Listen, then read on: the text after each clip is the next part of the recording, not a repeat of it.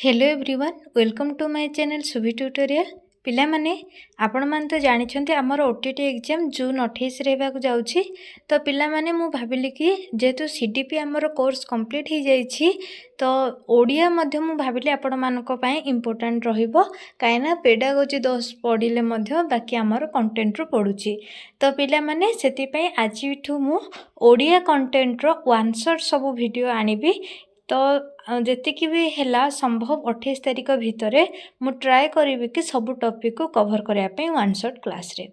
तो पिला माने आज आमे कौन टॉपिक पढ़िबा ना ध्वनि वर्ण और वर्णमाला जेतिकी सब इम्पोर्टेंट पर्सन सब रही से चैप्टर ताको ही आमे डिस्कशन करिबा।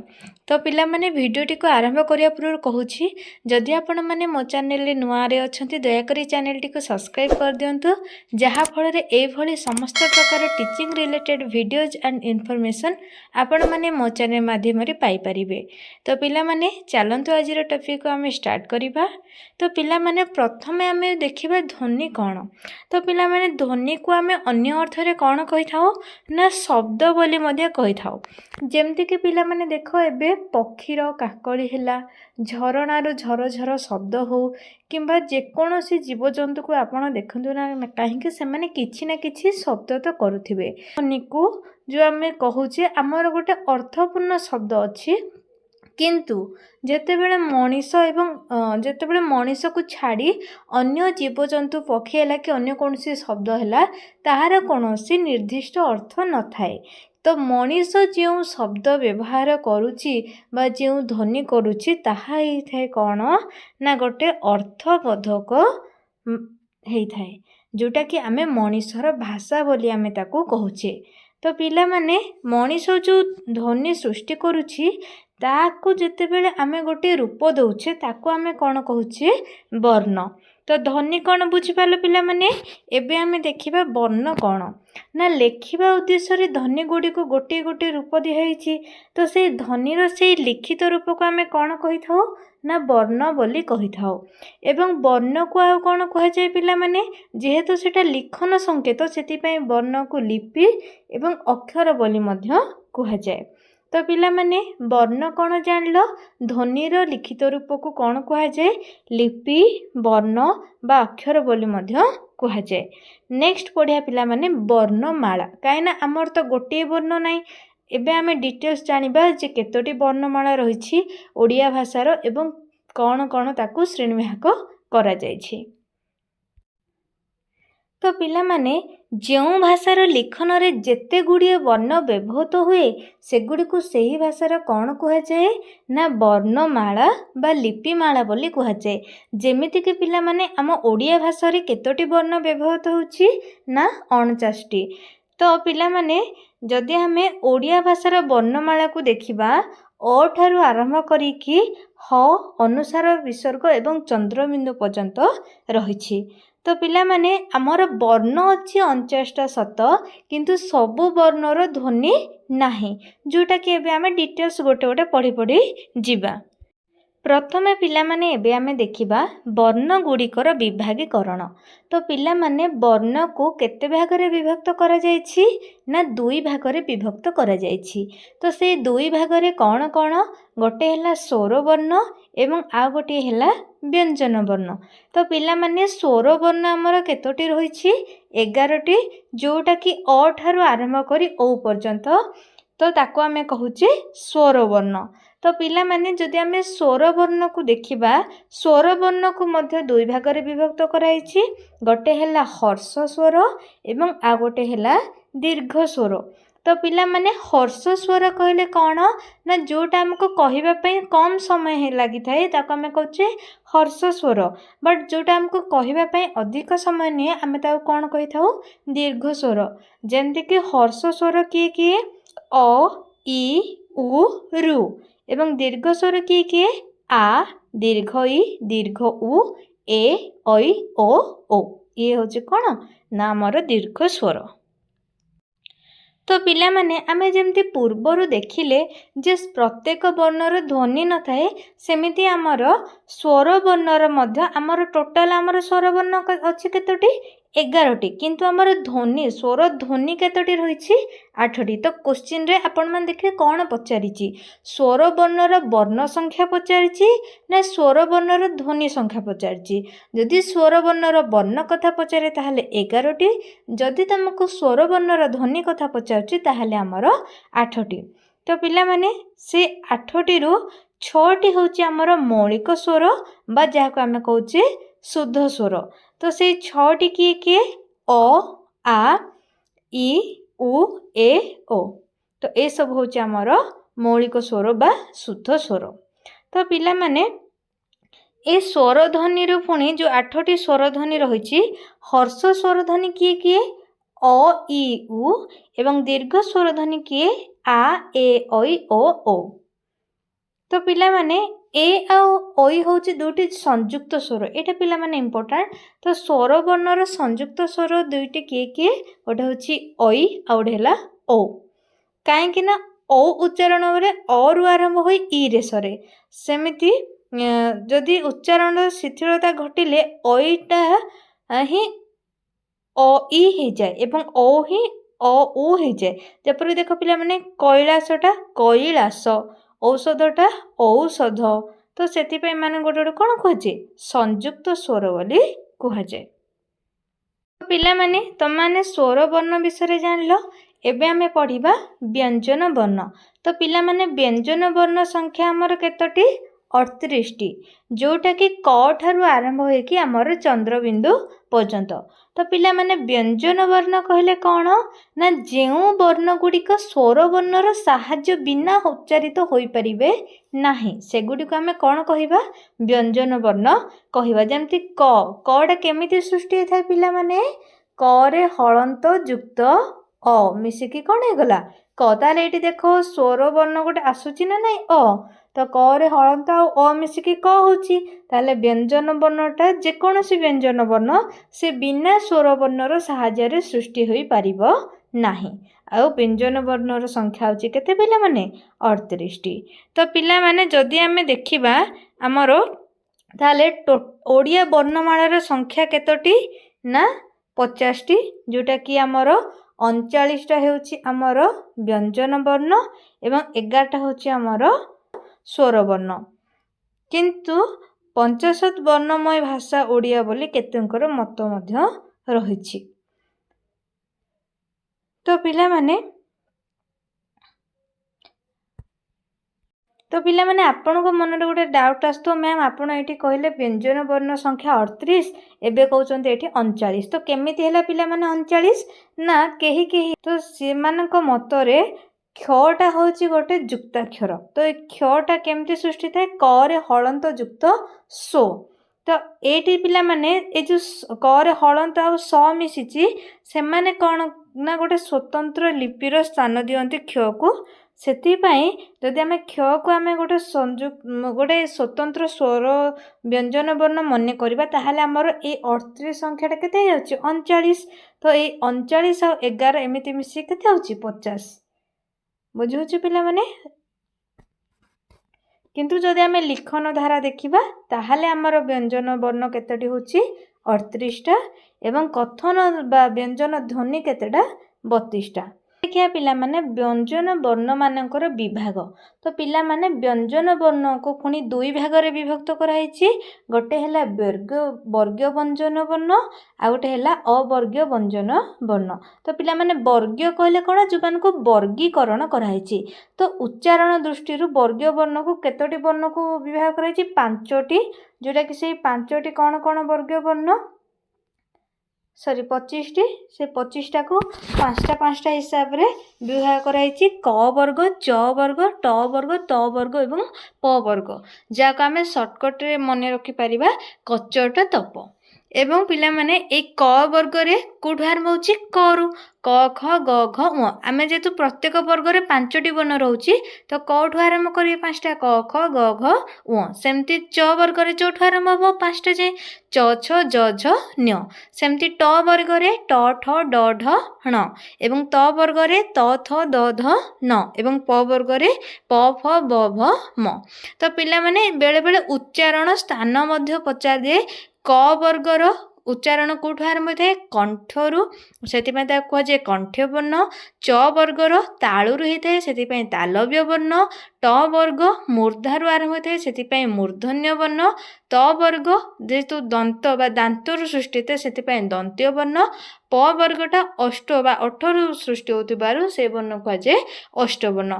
तो पिला माने वर्गर ना तो आम सर्टकट मन रखिले कचट तप सेमिति उच्चारण स्थान भी जदि आम सबूर प्रथम ना मन रखिदेबा ताहले कौन ना सर्टकट क ता मु द ओ।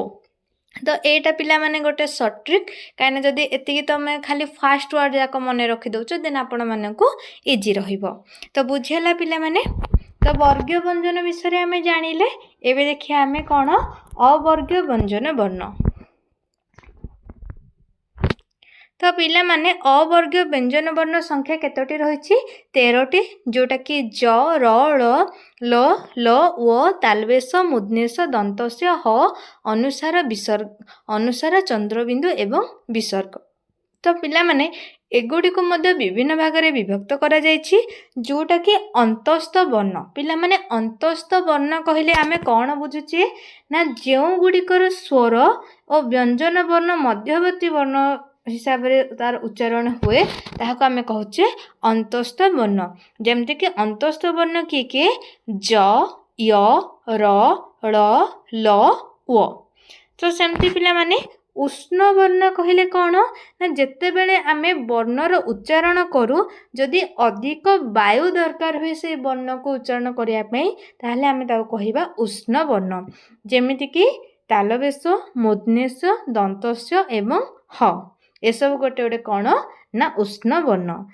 आ गोटे रहा अजगबाहा वर्ण। अजगबाहा कहले कौन पिला माने जो गुड़िक यही वर्ण गुड़िक स्वर किंबा व्यंजन वर्णर आश्रय बिना उच्चारित हो पारती नाही सेतिपई एमानकु कहुए अजगबाह वर्ण बा एमानकु आउ कौन कहुए जेहेतु एमाने अन्य वर्ण को आश्रय करी शब्दर व्यवहार होचंती सेतिपई एमानकु कहुए आश्रित व्यंजन वर्ण। ताहले किए से वर्ण गुड़िक अनुसार विसर्ग चंद्रबिंदु। बुझीगला पिला माने आमर अंतस्थ वर्ण किए ज र ळ ल व अंतस्थ वर्ण कहीं कहुए जेहेतु एगुड़िक स्वर और व्यंजनर मध्यवर्ती एवं उष्ण वर्ण कौन जदि आम वर्ण उच्चारण करने समय आमर मुखर अधिक वायु निर्गत होता है ताहले आम कौन कही था उष्ण वर्ण कही था जोटा कि रहा तालवेश मूर्धन्येश दंतस्य एवं ह। अजगबाह वर्ण कौन ना जो वर्ण गुड़िक स्वर किंबा व्यंजन वर्णर आश्रय बिना उच्चारित हो पारती नाही सेगुड़िक कौन कहुए ना अजगबाह वर्ण बोली कहुए। तो आशा करुच्ची पिला माने एतिके आपण माने बुझी पारले।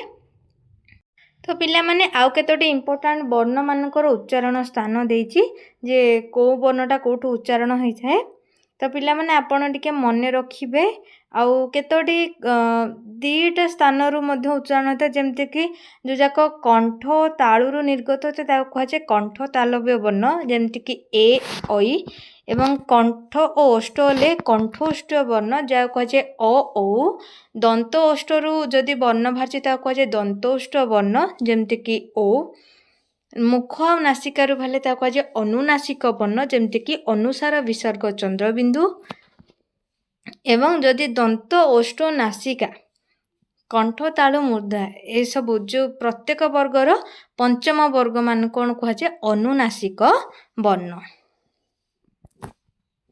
अन्य वर्ण पिला माने जदि आपण माने मन रखी पारुचंदी भल कथा नहले आपण माने जो वर्णटा पचारि थिबो ना आपण टिके ताकू उच्चारण करिवे ताहाले भी आपण माने जानि देबे जे सेडा केउ स्थान रु उच्चारण हेउची से वर्णटा बुझेला। तो एटा आपण माने स्क्रीनशॉट नै पारिबे अथवा आपण माने मो टेलीग्राम ग्रुप रे जॉइन हेले आपण माने पीडीएफ पाइ जिवे। एबे देखिए पिला माने अल्प प्राण व्यंजन वर्ण कहले कौन ना जो वर्ण गुड़िक आम उच्चारण करवा समय अल्प वायु दरकार हुए जदि अधिक होची ताहले आमे ताको कौन कहूचे उष्ण वर्ण कहूचे बाकी जोटा उच्चारण समय अल्प वायु दरकार होची सेतेबेले कहे आमे अल्प प्राण व्यंजन जेमति कि क ग उ च ज ञ ट ड ण त द न प ब म एवं य र ळ ओ एसबू हूँ गोटे गोटे अल्प प्राण व्यंजन एवं या मृदु व्यंजन बोली कहुए जेहेतु कम वायु दरकार हुए। तापर पिला मन रहा महाप्राण व्यंजन कौन ना जोटा उच्चारण समय अधिक वायु बाहर तो ताकू पिला माने कौन कहुए महाप्राण व्यंजन। जमती कि पिला माने ख घ छ झ ठ ढ थ ध प भ एवं तालवेश मूर्धन्येश दंतस्य ह। तो पिला माने मु तो आपण मानको कहूची कहिला समय मु जो जो वर्ण कहूची आपण माने मध्य उच्चारण करंतु जहा फल रे आपण माने मध्य जानि परिबे। तो पिला माने बुझी पाले अल्प प्राण कहले जो वर्ण रे उच्चारणटा अल्प वायु बाहर आ महाप्राण कहले जोठी अधिक वायु बाहर। सेमती पिला माने अघस व्यंजन बोलले कौन ना जो वर्ण गुड़िक उच्चारण रे स्वरतंत्र कंपित होई न थाए सेगुड़ी को कौन कहुए अघस व्यंजन वर्ण। जमती कि प्रत्येक वर्ग जो रहा आमर कचट तप क वर्ग च वर्ग एसब्रु सेमानकर प्रत्येक वर्गर प्रथम और द्वितीय वर्ण जमती कि तालवेश मूर्धन्येश दंतस्य एसबू गोटे गोटे कौन अघस व्यंजन अटंती। बुझेला तो अघस व्यंजन किए प्रत्येक वर्गर प्रथम वर्ण एवं द्वितीय वर्ण ता सहित तालवेश मूर्धन्येश दंतस्य एसबू गोटे गोटे कौन अघस व्यंजन। एवं सघस व्यंजन कहले कौन पिला माने जो वर्ण उच्चारण समय स्वरतंत्र कंपित होता है सेगुड़ी कौन कहुए सघस व्यंजन कहुए। जमती कि प्रत्येक देख पिला माने अघस व्यंजन रे प्रत्येक वर्गर प्रथम द्वितीय पड़ेगा ताले आउ किए रहा प्रत्येक वर्गर तृतीय चतुर्थ एवं पंचम वर्ण ता सहित आउ किए ज र ळ एवं ओ एसबू कौन कहुए सघस व्यंजन बोली कहुए। तो पिला माने एगुड़िक टिके मन रखिबे कष्ट हेले मध्य काइना प्रायतः आपण माने देखंतु ओडिशार जेकोसी भी एग्जाम देबे तो सबू एग्जाम रे हमर ओडिया कंपलसरी ग्रामर पार्टटा तो सेतिपाई एगुड़िक आपण खाली ओटीटी किंबा ओएसटीटी पाई नुहे आपण माने जेकोसी एग्जाम दियंतु से समस्त सबू एग्जाम पाई एगुड़िक हेल्पफुल रहिबो। तो पिला माने ओडिया भाषा रे ल एवं ल दुईटी वर्ण नुहे माने माने एका वर्ण नुहंती पृथक वर्ण। जदि देख पिला माने आमे ल जगह ल लिखि दउचे किंबा ल जगह ल लिखुचे ताहले तार अर्थ बदलिबो। जेमति कि बेल जगह आमे जदि ल बदल ल लिखिबा ताहले से कोन हिजो बेल तो दुईटा जक अलग अलग मीनिंग हे गला। सेमति पाळ जगह ल बदल ल लिखिबा से कोन हिजो पाल होइचिबो। तो ए दुईटी मध्ये कोन भिन्न भिन्न अर्थ प्रकाश करचे सेति पय ल एवं ल दुईटा कोन पृथक शब्द।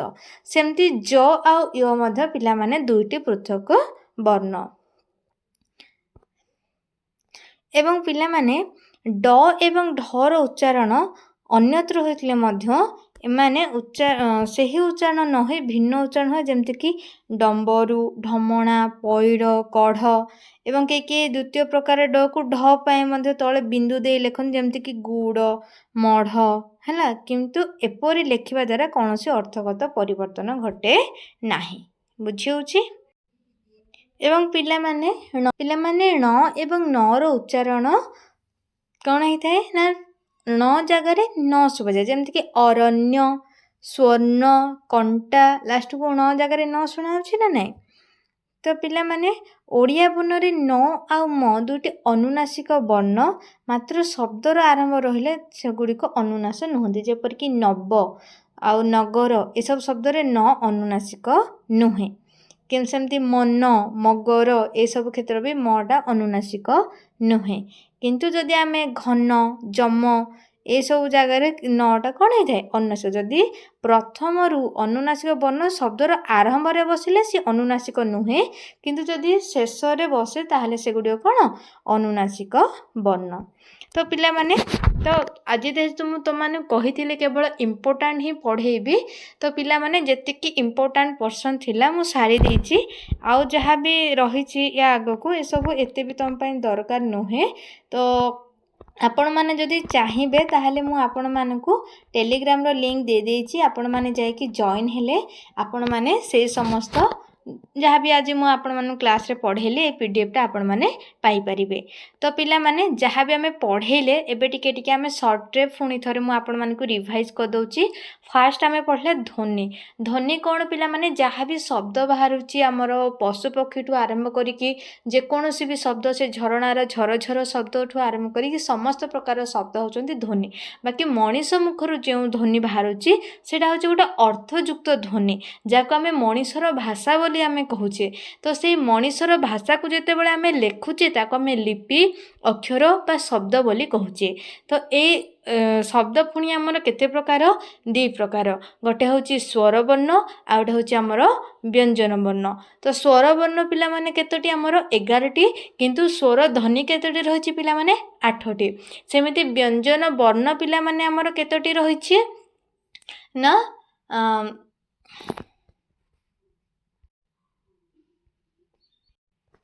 38टी। जदि आमे क्ष को आमे इंक्लूड करिबा ताले से 39टी हो बाकी पिला माने हमर व्यंजन वर्ण लिखन धारा रे 38टी। तो ए भली टोटल हमर 38 टारु व्यंजन ध्वनि वर्ण व्यंजन वर्ण होची 38टी किंतु व्यंजन ध्वनि होची हमर केतोटी पिला माने 32टी।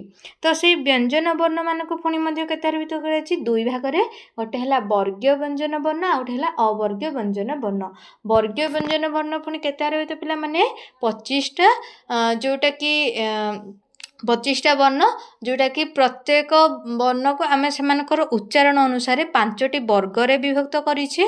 कौन कौन क च ट त प बा क वर्ग च वर्ग